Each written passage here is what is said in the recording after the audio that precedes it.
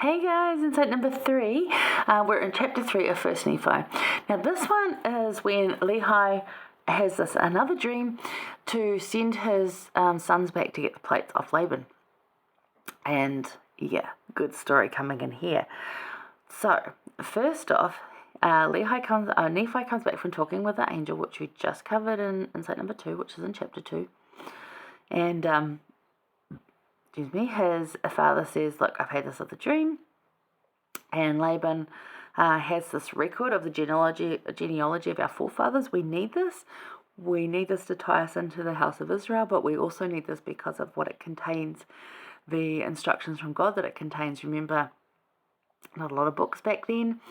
There was, in plates, having it written on metal, that's a big deal. That's like lasting. We need this. And that you should go get them. And in verse 5, now this is again where this kind of information lands best on a softened heart, a humble heart, a teachable heart, a heart that's been seeking answers and is willing to go find them, one that has the spiritual frequency to go and do that. So he says in verse 5, and now behold, thy brothers murmur, saying, it is a hard thing which I have required of them. But behold, I have not required it of them. The Lord has. It is a commandment of the Lord. And he says, therefore, go, my son, and thou shalt be favoured of the Lord, because thou hast not murmured.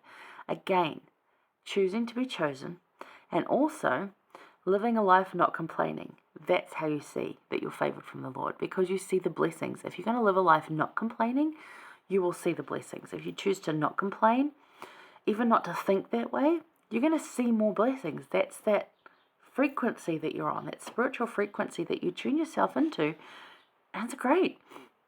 And when you do see people complaining, it sounds really harsh, because you're like, oh, you're complaining about that. Okay, because you're not living in that state. If it all becomes too easy to complain, adjust your spiritual frequency.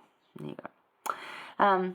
And then verse 7, we hear 100% this famous one that we know. And it came to pass that I, Nephi, said unto my father, I will go and do the things which the Lord hath commanded.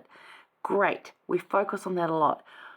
But we often mumble over the last part of that verse, which is, prepare a way for them that they may accomplish the thing which he commandeth them. The Lord prepares a way. He always does. He prepares every way that we could think of and more. Ones we never thought of, which you'll see later in this, in verse 27. But, out of our wildest dreams, prepares. And, it comes in and we're like, when did he figure that out? It's astonishing. And this is this unexpected deliverer that comes in again and just here it is. Or just very subtly, here you go. And you're like, how'd you know? What? How did you figure that out? Because he knows, he prepares. And isn't it great we can trust in him? And Nephi's showing that here in faith ahead of time. I know he'll prepare a way for me to accomplish this thing. I have no earthly idea how. And I'm going to try multiple ways, which you'll go on to read about, that fail and nearly get us killed. And yet we don't. And he prepares a way, and we will try again. Awesome stuff. This is great for youth, by the way. This is fantastic. So he goes on to talk about there. And the journey is long and hard, but God is still in it. It's not smooth just because it's on the Lord's errand. Keep that in mind. And that believe in and trust, when you can do that. It's easier to be brave in a God you believe in and trust. If you can believe and trust God, you're going to be braver to do what he asks to. Verse 15 is also good. He said, as the Lord liveth and as we live, we will not go down unto our father in the wilderness until we have accomplished the thing which the Lord hath commanded us. So this is when his brothers are saying, this is too hard, we can't do it. And he's like, no, as long as the Lord liveth. Now that is covenant loyalty language. So somewhere in there, maybe he's promised God that he'd do this, promised the Lord he'd do this, knowing that the Lord will provide a way. That speaks of a covenant relationship type language.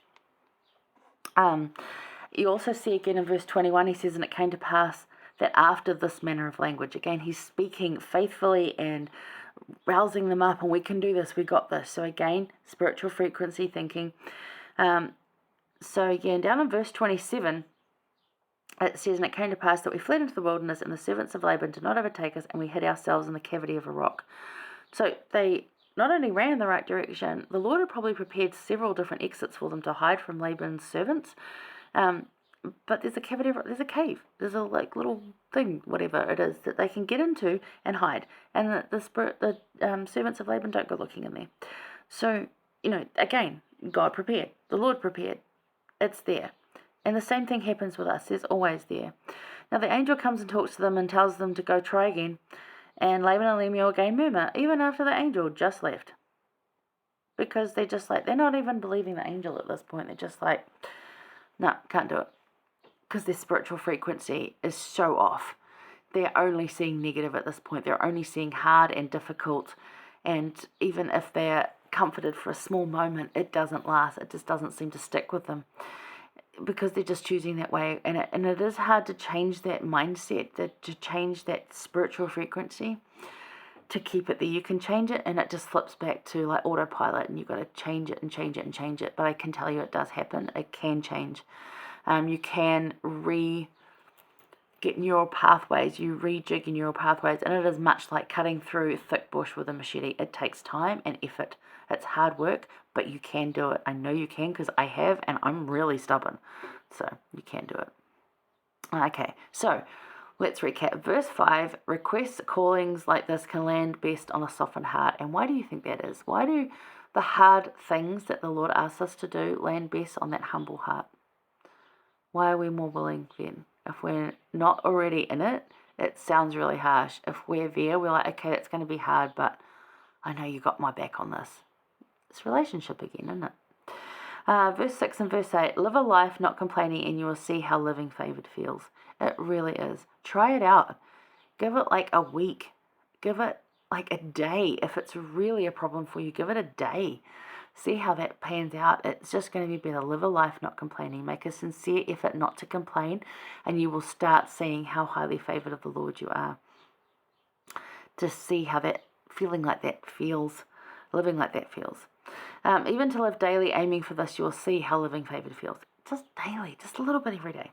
And what do you think favored of the Lord looks like to you? What does that look like to you? What does that feel like? I've been hated on recently for being so successful at stuff, and I'm like, I don't think I'm successful. I've worked pretty hard for everything. Nothing just sort of really landed in my lap. I had to really work hard for it and sacrifice and go without.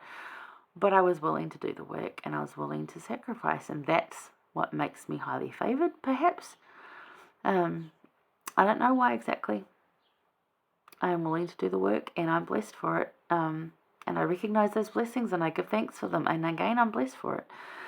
So, living in that frequency of gratitude to the Lord rather than negativity and complaining. Yeah, it's true. Verse 27. Often the Lord's preparation looks and feels weird to us, doesn't it? Nephi and his brothers, just like us, were or are not given a detailed plan. And yet Nephi trusted, just like we can. So why do you think the Lord does this? Why doesn't he give us this detailed plan, this schematic of the plan, and say, this is how it's going to go? Because people always have agency and things change, and he prepares every contingency beyond our comprehension. Trust in him. And how can we trust that the Lord prepares a way when he directs us? How can we do that better? I'd love to hear from you how we can do that better. I know how I do it, but I also need to improve on that because I don't always trust him. Not as much as I could.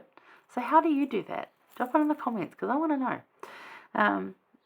Yeah, I could do better at that. I think we all could, but let's get some ideas off people. Alright, do that. Alright, and I'm going to hang over to 1Nephi chapter 4, talking about brave trust, because we need it. We do. Alright, I'll see you there.